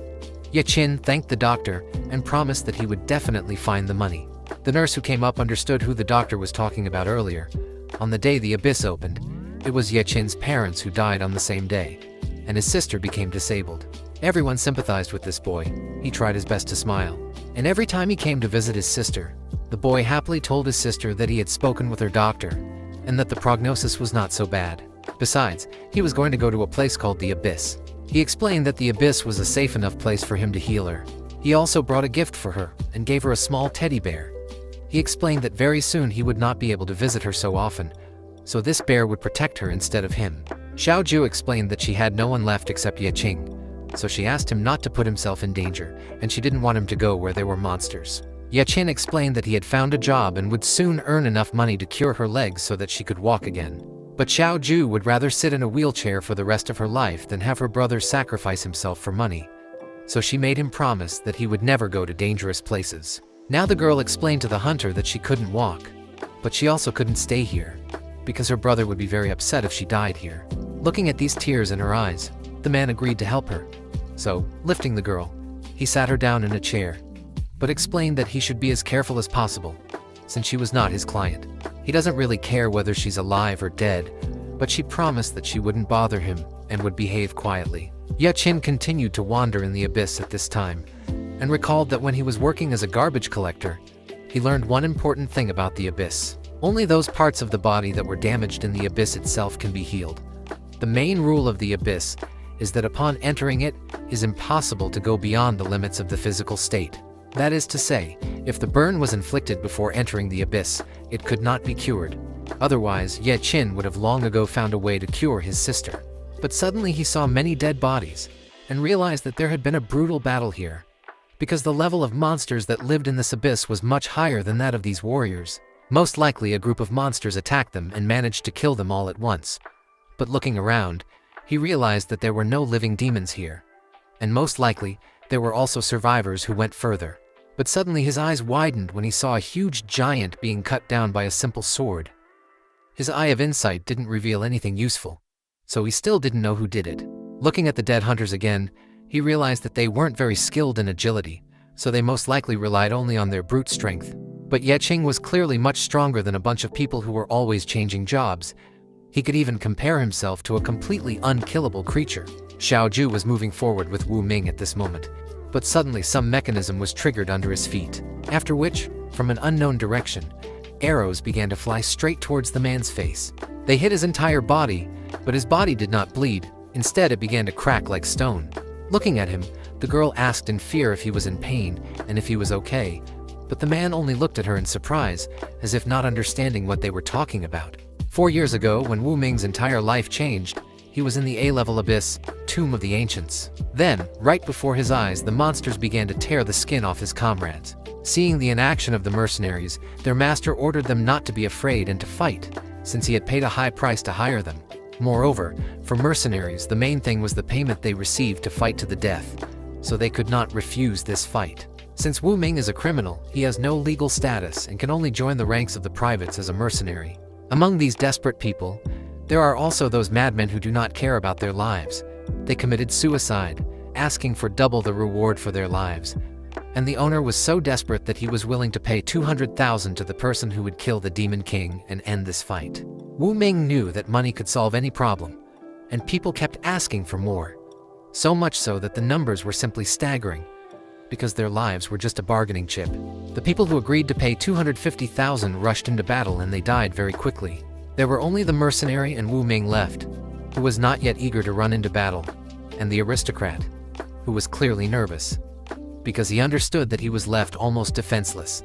He reminded that his protection is their main goal, otherwise there will be no monetary payments. In response to this, Wu Ming rushed to protect him, and at that moment, he was finally able to defeat the Demon King, and naturally, he was badly injured. But when he finally saw the chest with the reward for this battle, the male aristocrat pushed the mercenary away. Wu Ming fell to the side while the aristocrat himself ran to the chest, explaining that Wu Ming was already almost dead, so he had no need for money. But after opening the chest, instead of the desired reward, the man found nothing, after which he began to be torn apart from the inside, and instead of blood and organs, sand began to pour out of his body. It was called the Sand Curse, and looking at his face, Wu Ming realized that this curse had also been passed on to him. He didn't really have a choice, so he decided to at least try to pick up the sphere that fell from the Demon King. It was an immortal artifact that turned its owners into undead. There is one downside. That is, holy and healing spells will cause fatal damage to it. But usually damage against the undead doesn't work. But the price of transformation was the loss of feelings and all emotions. He became a dead man who cannot die. Finally, after carefully examining the man, Xiao Ju realized that his blood was turning into sand, and it was immediately obvious that he was undead. Wu Ming didn't answer and calmly walked on. At this time, Ye Qin was fighting new enemies. Since he was in a hurry and couldn't distribute the points properly, he could only continue to evenly pour in the points he had accumulated earlier. So now, he had almost 200 points accumulated. But the downside was that he didn't know what to prepare for, since he didn't know what awaited him in the next room. Moreover, he must not forget about his health, because if he forgets about it even for a short time, then all this will end in death for him. The only advantage he noticed was that although the abyss monsters were strong, they were still unable to withstand the physical strain of constant fighting, so Ye Qin was able to defeat them as well. But after the death of these opponents, their number did not decrease, because more and more monsters came running to the sounds of the fight. After 4 battles with monsters, Ye Qin was completely exhausted. Now his mana was almost at 0. All the light magic potions in his backpack had already been used up. Only the large bottles found in the abyss remained, but he decided to save them for the critical moment. So he began to fight with purely physical attacks against these creatures. He found the moment to use the Soul Reaper's sickle, Of course, it wasn't the best weapon due to its side effects, but it had the ability to trigger the effect of restoring his health and mana. In the end, he guessed right, because while the Little Reaper was destroying all the monsters, killing them left and right, he received a special effect from the artifact and began to restore his strength. This was quite a useful skill, as it allowed him to save potions and reduce the frequency of using super regeneration, and his health rose to over 100%. But by chance, he noticed a pair of glasses under his feet, which he accidentally stepped on. Although Yeching was surprised by their presence here, he was still about to leave, until a man fell out of the barrel and asked him to save him. When Yeching gave him his hand and the man climbed out of the barrel, he introduced himself as a doctor. The monsters that Yeching had just killed suddenly appeared in his room, and he was so scared of these monsters that he ran into a completely unfamiliar room to hide and stay alive. The doctor did not see any other survivors, because this abyss was huge, and few people could survive, not to mention the disabled and bedridden from the hospital. Yechin was clearly angry that the doctor was calling his patients so tactlessly when he was supposed to save people. The doctor explained that he was just a doctor, not a career changer, and he couldn't do anything about the monsters. So he decided to at least save his own life, because if he were strong in battle, he would hardly have hidden in a barrel. But he realized that this guy probably came to save him, and if that was the case, then he should stop acting so arrogantly, and just get him out of here. One way or another, Lionheart will surely promise him an amazing reward for his life. Upon hearing the name of this guild, Yechin immediately realized that it was clearly related to Caesar, because after he defeated the hunter, Zhou Gong noticed that the guy dropped some kind of token. This was the emblem of the Lionheart hunting party. It was a clan of the strongest, and the bar of these powerful hunters was also quite high. After realizing which group this doctor belonged to, Yechin decided to simply leave to continue searching for his sister. The doctor was clearly panicking, and didn't understand why Yechin was saving the local patients, since they were all poor people, and he clearly wouldn't get any rewards for it. Yechin calmly explained that he was here to find his sister. The man realized with fear that this guy was not a monster hunter at all. Yechin calmly explained that it was true. He was not a hunter. He was a scavenger who recycled trash instead of piling it up. After which he calmly walked to the next passage into the next room. The doctor tried to explain that this place was a labyrinth, and if the guy went further, he would definitely get lost. But the doctor was ready to show him the way so that they could go together and find his sister. And in exchange, Yechin would lead him out of here. But Yechin didn't answer, so the doctor just decided to go with him, believing that this guy was his only chance of salvation. After crossing to the other side, the doctor began to question the guy even more about what guild he was in. He was very surprised when he found out that the guy was not in any guild, because anyone with even a little bit of strength would be accepted into the hunting parties. He even offered to recommend Yeching to the best guild in exchange for his help. Yeching was clearly tired of this talk, so he said that his sister's name was Xiaoju. If this man knew her, then he just had to show her where she was. The doctor clearly became nervous when he heard his patient's name. Xiaoju was in the experimental group along with another girl. They were both minors, and in the opinion of others, their families did not care what happened to them. Especially regarding Xiaoju, who lives with her only brother, who went to work as a garbage collector to save money for her treatment. There were no parents, so the girl will not even know if her brother dies. The second girl was Lin Shuyan, whose family went bankrupt after her father was released from prison, and they had to borrow more money to survive. The doctors were clearly interested in these two candidates, but they did not know how to convince the families of these two girls or the girls themselves to agree to their adventure. It seemed to the man that this would be very easy to do, because they probably considered themselves burdens from which the family wanted to be freed. Especially considering Lin Shuyan's situation, whose father had no job, it was very difficult to support her. And although it was unpleasant to say, this girl's father had recently begun to visit her much less often, because the sick child had become a burden for him. And as for Xiaoju, it was all even simpler. During a personal meeting, the man explained to the girl that her brother risks his life every day to pay for her daily treatment, so he offered to lighten the load for her brother. He offered the two of them a new treatment that would help them stop being a burden to their families, and help them start changing things in their lives, and asked if they wanted to try it. In the end, they both agreed, and the men gave them a contract that they had to sign. Of course, it was easy to deceive two naive girls, because they both understood that without the possibility of being cured of them, there was no use in this life. The doctor knew that the results of their current research could help people gain strength and power, which would be of great benefit to society. Finally, they prepared to begin experimental treatment and testing their drugs. after which they began to inject it into the blood. But instead they saw a rather bad effect. A reaction began in the subject's body. The organism rejected the cells of the abyss, and no energy fluctuations were detected. In the end, the injection of abyssal cells failed, and the body completely decomposed, turning into monster mincemeat. The doctor was only slightly worried about this, because it was just an experimental body and nothing terrible happened, since they had new bodies. His assistant reported that there was a commotion outside. At this moment, a man, Lin Shuyan's father, burst into the clinic, not understanding where these people had taken his daughter, and the doctor ordered that the girl's father be brought to him. At this point, they were already bending my father over to take him out of the hospital, but the workers were ordered to retreat to take my father to the doctor. The man explained to him that his daughter was inside the laboratory, and that he would now bring him to her. But when the father realized that his daughter had turned into demon clots, it shocked him. The doctor explained that something had gone wrong during the test, but he promised to compensate for the costs according to their agreement. But this would happen later, since they still needed to remove the body and study it. The man was horrified and began to beat the doctor, demanding that he stop his terrible experiments on ordinary people, and demanded that his daughter be returned to him. The doctor argued that rather than live without one limb, it would be better to sacrifice his body and contribute to society.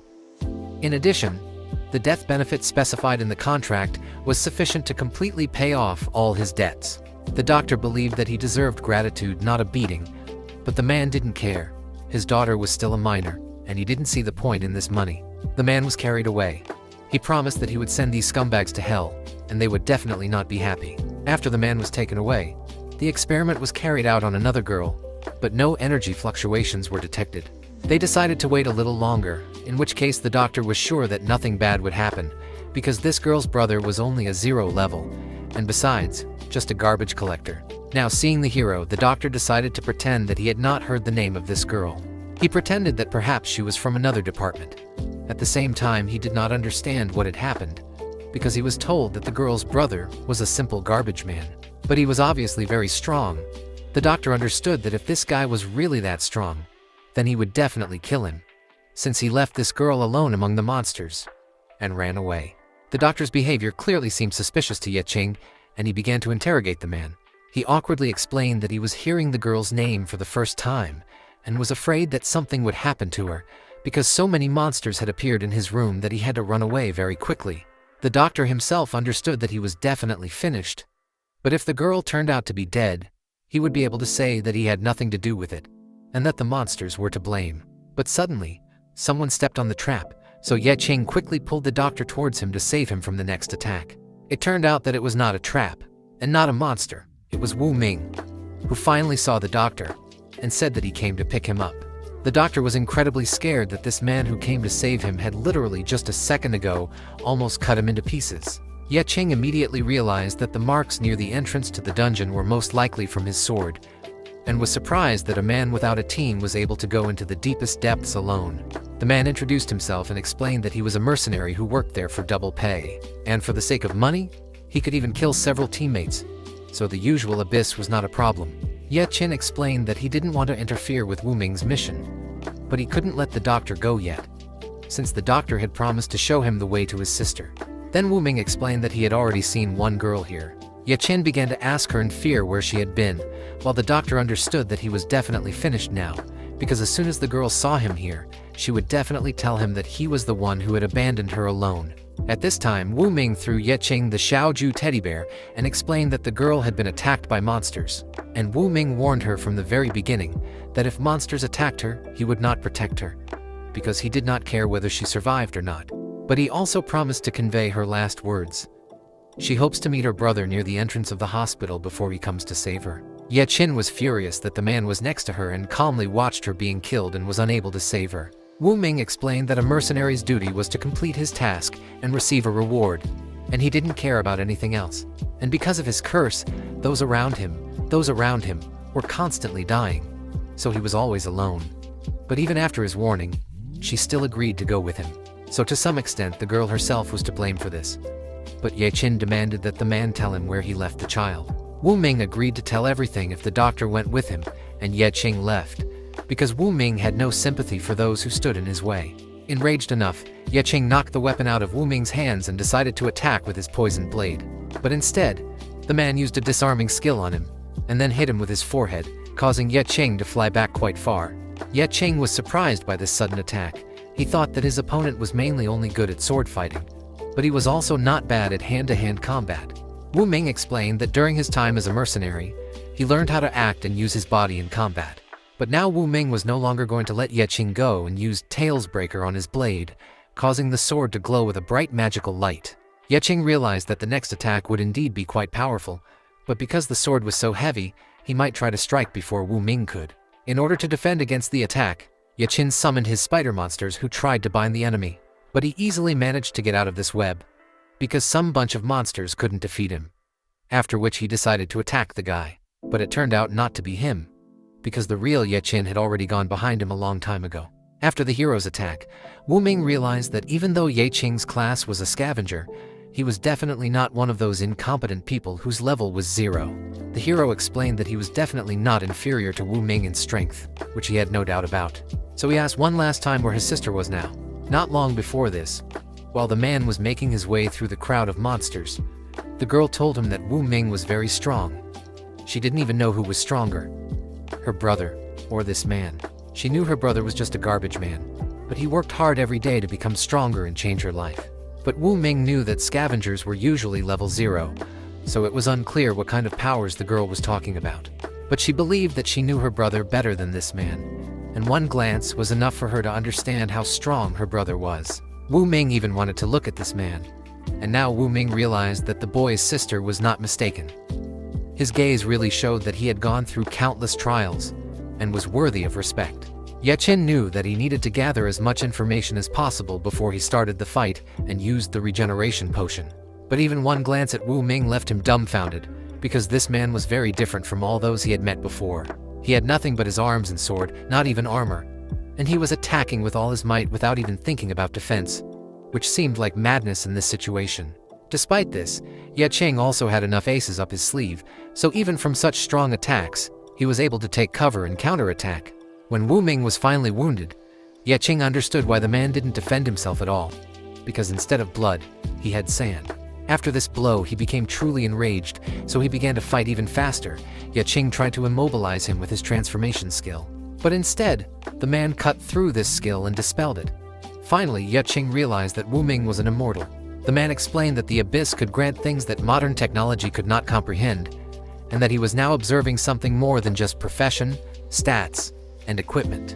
It was a curse, a divine punishment that had to be endured in order to gain unprecedented power. But God suddenly noticed him, and perhaps for the sake of amusement, wanted to laugh at his fate, and gave him the power he so desired. However, no one warned him that God would take away his most precious thing, and so he became a monster. Looking at this, the doctor realized that the rumors that ordinary people in the abyss can become monsters are true. After all, the undead have a super powerful feature. Until their energy is depleted, they can continue to resurrect. Wu Ming explained that he had a bad reputation for killing all his allies because all of his allies and teammates always died. As a result, he became an outcast, and although he had learned the price of eternal life. In addition, at this moment, Wu Ming began to attack using Death Wish. The damage he received was reduced, and the damage dealt was increased by 100%. Ye Qing knew that in the case of the curse this could be considered cheating, but he managed to escape in time using his Bloody Nightmare clone, after which he used his golden shield in order to be able to defend himself from the following attacks. When Ye Qin was convinced that he was truly dead, he decided to use the Soul Reaper artifact. Ye Qing explained that if someone died from this skill, then Despair Reaping would be triggered and their HP and MP would slowly recover. And since Wu Ming's body is dead, the skill will trigger after every hit, because the reason why the undead can live forever is because of magical power. Wu Ming was surprised that Ye Qin figured it out so quickly. He realized that his ability to analyze was much better than that of ordinary people. The hero knew that for every riddle there is a way to solve it. A person can have great power but have a fragile body. Everyone has their weaknesses. And Wu Ming, although he did not wear any armor and preferred to rush into the attack without a single thought of defense, sacrificing himself to mislead the enemies, forcing them to fight to the death. Ye Qin was right. Everyone had weak points, but he wanted to know what Ye Qin's weak point was. He had everything: strength, agility, intelligence, body, will, luck. Among the 6 main characteristics, there is always one that is given less attention. But Ye Qin was different from ordinary people. He always had everything pumped up equally, but he decided not to engage in further conversation. It was clear that while Wu Ming's wounds were not completely healed, he could take advantage of this chance. The hero was determined to win, and Wu Ming was also determined to win, regardless of the enemy's fancy tricks, powerful strength, or even underestimated trash talent. Wu Ming was willing to try everything to discover his opponent's weakness, and Ye Qin continued to attack in order to slow down Wu Ming's regeneration, tricking him into gradually exhausting his strength until he died completely. He used Reaper of Death again, which this time managed to completely cut off his arm. Then Wu Ming finally realized that Ye Qing's weakness was not in battle at all, but somewhere outside the battlefield, and at that moment, he turned his attention to the teddy bear. And just as Ye Qing was distracted by him, Wu Ming managed to get close enough that it seemed like he could kill the guy. But he explained that he didn't feel sympathy for anyone. But Ye Qin was different. He had the character of a living person. So he offered a choice. Either he let the doctor go with him, or he went to his sister, because his sister was actually alive, and he took the teddy bear simply as proof that he knew her location. A few hours ago, a monster grabbed Xiaoju and began to strangle her, and she understood that there was no help for her. After all, Wu Ming immediately said that he would not protect her since she was not his client. He did not care whether she survived or not. Besides, she remembered her brother, who believed in her and promised that he would definitely do everything to cure her. Then, dying, the girl realized that she did not want to be a burden to her brother, and her body suddenly began to glow with a strange energy. She asked God to bless her to become stronger, and at that moment she was able to awaken herself and discover the profession of a transformer within herself. She eventually became a giant teddy bear that began to smash the monsters one by one and viciously tore them apart. When Wu Ming saw her, he remembered something he had once heard, that ordinary people who successfully underwent abyssal cell induction were more likely to awaken their profession. He realized that this girl was most likely one of the victims that the man who opened the abyss had spoken of. The man prepared for battle, as he had heard that the changes caused by the cells of the abyss caused the host to lose consciousness and become like a monster. But instead, the girl did not lose consciousness, began to cry, not understanding what had happened to her and why she had become taller, and could also walk, and felt strange. Wu Min was in shock and couldn't believe that she was still conscious, but the girl introduced herself to him, and then he realized that she was definitely okay. After which she looked out the nearest window and realized that she began to look like a teddy bear. But she was very scared that now she did not look like a person at all. She didn't know how to show herself to her brother in this form, and asked Wu Ming to tell her how to return to her previous body. But he did not know how. Besides, she revealed her profession, unknown to him. But he warned that if the girl did not want to go further with him, then he would continue his mission and finish it. She then handed the man a teddy bear and asked him to give it to his brother, explaining that she would need some time to gather herself mentally and meet him. Now Wu Ming explained that if they continued to fight, his position would be disadvantageous. Although he wanted to see Ye Qing's full strength, there was no reason for them to fight now. He explained that the doctor behind him was to blame for everything, since the appearance of this abyss was, to a greater or lesser extent, his merit. Wu Ming's employer was the same father who explained that he was going to use the key to open the energy of the abyss, which would suck everything in the hospital into a complete abyss. However, given that the doctor is somehow connected to influential hunters, a rescue team will definitely come for him. He wanted to make sure that this man would remain in the abyss forever. He wants not only to trample all the results of his experiments, but also to make him pay for what happened to his daughter. Wu Ming asked the man if he knew how much it would cost, but in this matter Wu Ming could claim any amount of money. The doctor explained that the man's daughter was incurable, and he had offered compensation, and had already sent it to the father, so he did not consider himself guilty, since the man was only wasting money supporting his daughter's existence. Ye Qin was clearly angry at this information and demanded an explanation about his sister. The doctor explained that she had ended up in his department by accident, and he had no connection with her, especially if she had been the subject of an experiment. It was her personal desire, and he could compensate for everything with money. Without listening to the end, Ye Qin immediately hit the man in the face, and the force of this blow was enough for the man to immediately fall down and start shaking in convulsions. The doctor tried to justify himself by saying that no one needs a disabled person who can't walk. If he had used it, it would have brought much more benefit to society. Moreover, she would make sacrifices for scientific research and would make her contribution. Ye Qing was so angry that he even summoned his garbage-absorbing system, causing it to grab the man, after which this huge hand hit the man hard on the ground, and then Ye Qin began to deal with him. Picking up the man, he explained that he was useless trash and would remain so even after death, and then threw the man towards Wu Ming. The hero asked him to deal with him, and Wu Ming happily realized that he and this guy had reached an agreement. After Ye Qing left, Wu Ming calmly reminded him that his duty as a mercenary was to carry out orders, and the girl's father wished for the doctor to die here. The doctor promised that whatever his reward was, he could pay double, but Wu Ming clearly didn't care, because he was going to deal with this man here and now. And looking back at the portal where Ye Qing had gone, he knew that next time they would definitely have a grand battle. Ye Qin finally met his sister, who was hiding behind the wall in fear, and did not want to show herself to her brother like this. Ye Qin calmly looked at her and apologized for coming to save her so late. The girl was very ashamed that her brother always risked his life for her. Then she apologized for always causing him a lot of trouble, after which she began to cry and explain that she had turned into a monster and did not know what to do, because she had always relied on her brother. But she wanted to become as strong as he was, and she wanted to get out of her wheelchair and stop burdening him. But instead of her legs working, she turned into this creature. The hero consoled his sister by explaining that many creatures that looked like people were much more monsters than Xiaoju, because even in the body of a monster, she was still just as good and sweet inside. In addition, since his job was to fight monsters, he was miraculously able to distinguish his sister from the others by appearance. And looking around, he realized that the girl was able to deal with many monsters and became much stronger. She awkwardly explained that it wasn't her, because at that moment she had only transformed, and someone else had dealt with everyone else. At that moment, while they were laughing and having fun, the girl was able to take on her true form. She began to look around herself in fear, not understanding how she returned back to her body, and Ye Qing explained that transformation requires constant consumption of magical power, and when the mana is exhausted, a person transforms back. After which he congratulated his sister on the fact that she also became very cool and gained her abilities. Suddenly the girl started asking if Ye Qin had met a strange guy here who wanted to meet him in person and talk about something. Moreover, this man said that Wu Ming would probably be very hard to kill, just like him. The guy smiled awkwardly and explained that even if he met this man, they would hardly have anything to talk about. The next morning, Ye Qing's peaceful sleep was suddenly interrupted by an urgent call from a worried Zhou Guk. In response to her sincere concern, Ye Qin decided to honestly explain his difficult situation. The urgent need to make money quickly forced him to act alone.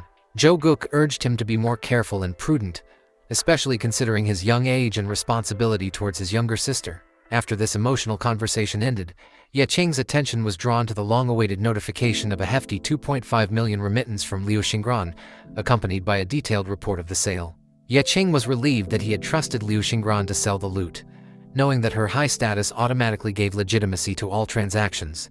During their recent nighttime meeting, the inquisitive Liu Xingran persistently questioned the guy about the origin of such valuable resources. Despite Ye Qing's attempts to explain the findings as ordinary garbage collection in the abyss, the perceptive girl easily read the omissions in his words, although she did not press him with questions. Ye Qin decided to limit himself to a brief statement that high-level items might attract unwanted attention to his humble person. Liu Xingran was amazed by the boy's extraordinary physical strength, which she accidentally discovered after a playful blow. In response to her undisguised surprise, Ye Qin reluctantly told her about the mysterious tests that had radically changed his physical abilities, which prompted the girl to intriguing thoughts about the nature of his unusual profession.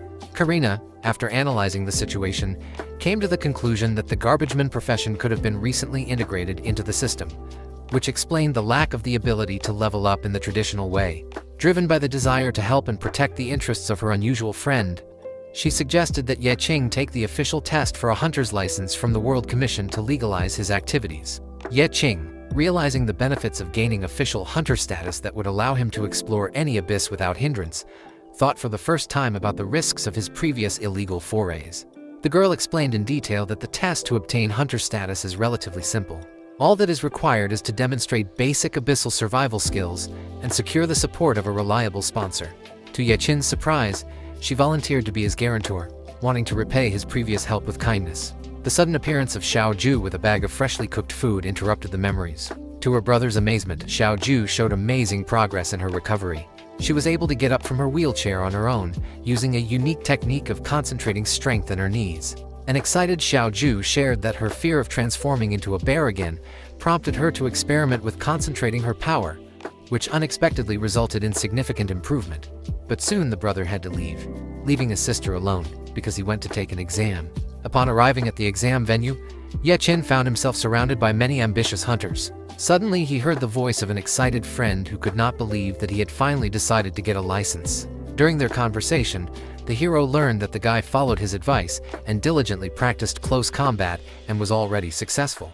In response, the hero explained that he had come to obtain a license in order to legalize his expeditions. It became obvious that a hero who received the status of a hunter would be able to achieve great progress and could even become one of the best hunters. Suddenly, a man appeared among the hunters, who stood out especially because he belonged to the elite caste of those chosen by God. Meeting the owner of the God-chosen profession did not leave much of an impression on Ye Qing, considering his previous acquaintance with Liu Xingran, who also belonged to the prestigious S-class. The self-confident chosen one, not paying attention to anyone, approached the registration desk while the hero was thinking about the professions chosen by God. The man demanded that the certificate be issued immediately, clearly expecting special privileges due to his elite status. He wanted to get not just a certificate, but a certificate that would give him enormous privileges over other hunters. This clearly caused a mixed reaction among the hunters present. The sudden appearance of the mysterious magician girl instantly attracted the attention of the arrogant chosen one. The man, without wasting any time, began to demonstrate his dubious seduction skills. Annoyed by the inappropriate flirting, the girl demonstrated an impressive mastery of fire magic, throwing the annoying suitor several dozen meters away with a powerful explosion. The enraged hunter, having come to his senses after the humiliating flight and subsequent extinguishing, promised to take cruel revenge on the impudent girl for the public humiliation. Ye Qin, showing his best efforts, tried to resolve the conflict by calling on his angry chosen one to remain calm.